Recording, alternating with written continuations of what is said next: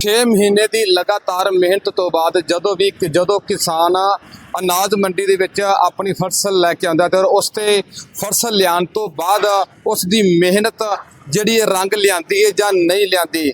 ਖੇਤੀ ਵੀ ਮੰਨੀਏ ਤੇ ਇੱਕ ਜੂਆ ਮੰਨਿਆ ਜਾਂਦਾ ਹੈ। 6 ਮਹੀਨੇ ਤੱਕ ਇਸ ਦੇ ਵਿੱਚ ਮਿਹਨਤ ਕੀਤੀ ਜਾਂਦੀ ਹੈ। ਮਿਹਨਤ ਕਰਨ ਤੋਂ ਬਾਅਦ ਉਸ ਦਾ ਮੰਡੀਕਰਨ ਕੀਤਾ ਜਾਂਦਾ ਔਰ ਮੰਡੀਕਰਨ ਦੇ ਵਿੱਚ ਉਸ ਦਾ ਜਿਹੜਾ ਵਾਜਬ ਰੇਟ ਮਿਲਦਾ ਜਾਂ ਨਹੀਂ ਮਿਲਦਾ। ਔਰ ਉਸੇ ਹੀ ਗੱਲ ਨੂੰ ਲੈ ਕੇ ਅੱਜ ਅਸੀਂ ਐਲਨਾਬਾਦ ਸ਼ਹਿਰ ਆਡੀਸ਼ਨ ਮੰਡੀ ਦੇ ਵਿੱਚ ਪਹੁੰਚੇ ਹਾਂ। ਇੱਥੇ ਕੀ ਝੋਨੇ ਦੀ ਫਸਲ ਜਿਹੜੀ ਵਿਕ ਰਹੀ ਹੈ, ਝੋਨੇ ਦੀ ਫਸਲ ਨੂੰ ਲੈ ਕੇ ਕਰਾਂਗੇ ਗੱਲਬਾਤ ਕਿਸਾਨਾਂ ਦੇ ਨਾਲ ਕਿ ਕਿੰਨਾ ਉਹਨਾਂ ਦਾ ਇਸ ਵਾਰ ਠੇਕਾ ਸੀਗਾ ਔਰ ਕਿੰਨਾ ਉਹਨਾਂ ਨੂੰ ਜਿਹੜਾ ਕਿ ਝੋਨੇ ਦਾ ਰੇਟ ਮਿਲ ਰਿਹਾ। ਤੇ ਸਾਥੀਓ ਤੁਸੀਂ ਸਾਡੇ ਨਾਲ ਬਣੇ ਰਿਹਾ ਜੇ ਅਸੀਂ ਕਰਦੇ ਹਾਂ ਗੱਲਬਾਤ। आ रही है 1401 आ रही है, पूसा PV1 आ रही है, 1847 आ रही है।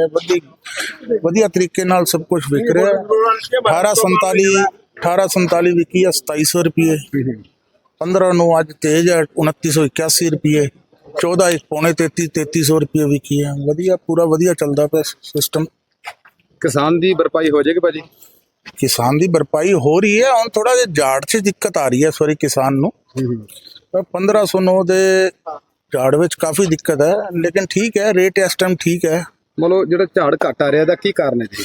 ਤਾਂ ਦੇਖੋ ਮੌਸਮ ਦਾ ਜੋ ਵੀ ਹੈ ਸਿਸਟਮ ਥੋੜਾ ਜਿਹਾ ਅੱਜ ਕੱਲ ਦਵਾਈਆਂ ਦਾ ਸਿਸਟਮ ਹੋਰ ਚੱਲਿਆ ਹੋਇਆ, ਮੌਸਮ ਦੀ ਮਾਰ ਹੈ ਥੋੜੀ ਜਿਹੀ। ਕਿਸਾਨ ਨੂੰ ਤਾਂ ਚਲੋ ਪਤਾ, ਕਿਸਾਨ ਤਾਂ ਕਹਿੰਦਾ ਮੈਨੂੰ ਮਾਰ ਹੀ ਮਾਰ ਹੈ। ਝਾੜ ਦੀ ਦਿੱਕਤ ਕਾਫੀ ਹੈ। 14-15 ਕੁਇੰਟਲ 16 ਕੁਇੰਟਲ ਕਿੱਲੇ ਦਾ ਨਿਕਲ ਰਿਹਾ। ਠੀਕ ਹੈ। ਹਾਂਜੀ, ਪਿਛਲੇ ਸਾਲ ਨਾਲੋਂ ਇਸ ਵਾਰ ਰੇਟ ਕਿੰਨਾ ਘੱਟ ਹੈ? ਸੇਮ ਰੇਟ ਚੱਲਦਾ ਪਿਆ, ਬਿਲਕੁਲ ਸੇਮ ਰੇਟ ਚੱਲਦਾ ਪਿਆ ਇਸ ਵਾਰ। ਕੋਈ ਠੀਕ ਭਾਈ, ਧੰਨਵਾਦ। ਥੈਂਕ ਯੂ ਜੀ। ਲੈ ਕੇ ਆ ਤੁਸੀਂ ਜੀਰੀ ਦੀ ਫਸਲ ਤੇ ਝਾੜ ਕਿਵੇਂ ਲੱਗ ਰਿਹਾ ਤੁਹਾਨੂੰ? झाड़ पीछे ना कुछ कम है, कुंटल 2 कुंटल की मार पड़ने लग रही है। ਹੁਣ 1 ਕਿੱਲੇ की उस्तारी ਝਾੜ की? लगभग 18 लेके 22 के बीच में लगभग किला रहना आ रहा है। थोड़ा बाढ़ में और 1847 किला 18 कुंटल लेके 22 कुंटल तक रेट ਦਾ ਭਾਵ ਕੀ ਚੱਲ ਰਿਹਾ ਮੌਕੇ ਦਾ? मौका पर पिछले साल में 150 कम ही मिलने लग रहा है। नहीं मतलब भाव 150 टम नहीं, कितना लगा रहा है? 2000 2225 कितना लगा रहा है? सामने लगे 2300 रुपये बस सामने लगे भाव। पंखा लगा के? नहीं, बिना पंखे। बिना पंखे तो पंखो लगा के तो लागना बाकी है, अभी बोली आवेगी। खर्चा उठा के खर्चा निकाल के की उस तरह की किले दी जिमीदार इस बार लाभ च के हानि च? देखो जी, देखिएगा आपकी खुद की जमीन है, हैं बिंग है तो एक समझी दलाली अभी में रोटी बनने लग रही है। और देखो ठेके लगे खेती करी है, बिंग को लॉस है फुल। क्यों का 22 कुंटल 18 कुंटल 20 की एवरेज लगाओ थे, 2300 का भाव था सामने लग गया। 40 से लेकर 50,000 के बीच की खेती है। 25,000 रुपये कम खा गई किलो तैयार हुआ है जरा के बच्चा को। ठेका की चल रहा है किले का? किलो पीछे तो हमारे तो 70 75 ताई ठेका है, 80 ताई भी जा रही है। ये तो घाटा ही है। घाटो। अच्छा तो बताओ भी जो ठेके ते ਜ਼ਮੀਨਾਂ ਲੈ ਕੇ ਬਾਂਦੇ ਗਏ ਜਿਹੜੇ ਕਿਸਾਨ, ਛੋਟਾ ਕਿਸਾਨ ਜਾਂ ਵੱਡਾ ਕਿਸਾਨ ਹੈ, ਠੇਕਾ ਹਰ ਵਾਰ 2000 5000 ਵੱਧ ਰਿਹਾ ਹੈ। ਇਸ ਦੇ ਵਿੱਚ ਕੀ ਕਾਰਨ ਹੈ? ਜਿਹੜੇ ਠੇਕੇਦਾਰ ਜ਼ਮੀਨਾਂ ਲੈਂਦੇ ਨੇ ਉਹਨਾਂ ਦਾ ਆਪਸੀ ਕੋਈ ਕੰਪੀਟੀਸ਼ਨ है?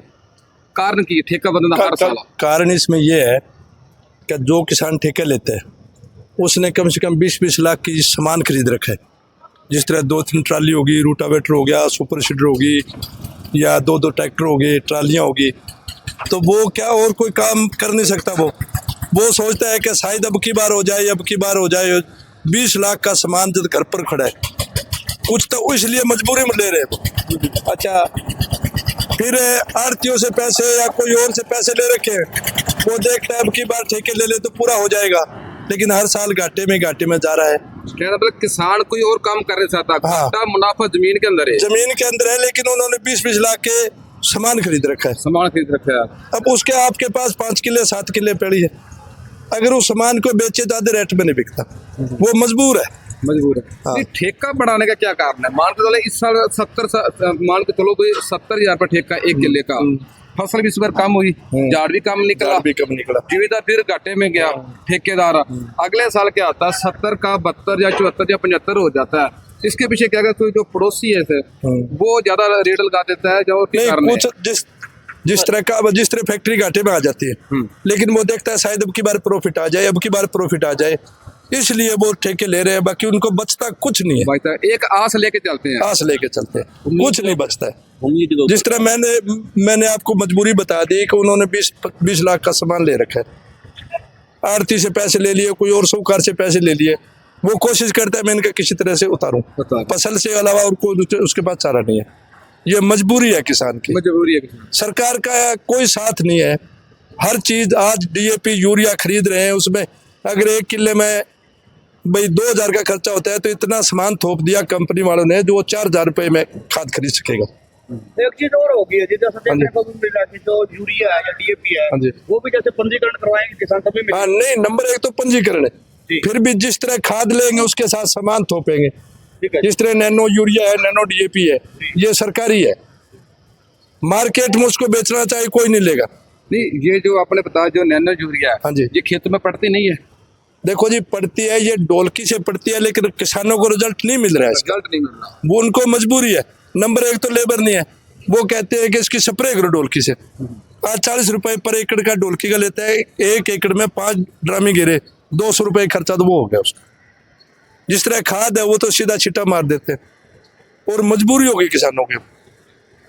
और नैनो डीएपी, नैनो यूरिया कोई भी किसान लेके राज्य नहीं है, लेकिन इलाज नहीं है। जिस तरह हमारे पास है, दुकान है, अब वो कंपनी थोपेगी, हम क्या करेंगे उसको? तो किसानों ने आवाज नहीं उठाई, नहीं, दुकानदारों ने नहीं, किसके पास उठाए? किसके पास? सरकार के। नहीं, सरकार कोई बात सुनती है? सरकार ने, किसानों ने आंदोलन किया था भाई, पूरा देश जो मतलब कितना 1.5 साल चला था, किसी की सुनाई हुई? किसान की कोई सुनाई नहीं।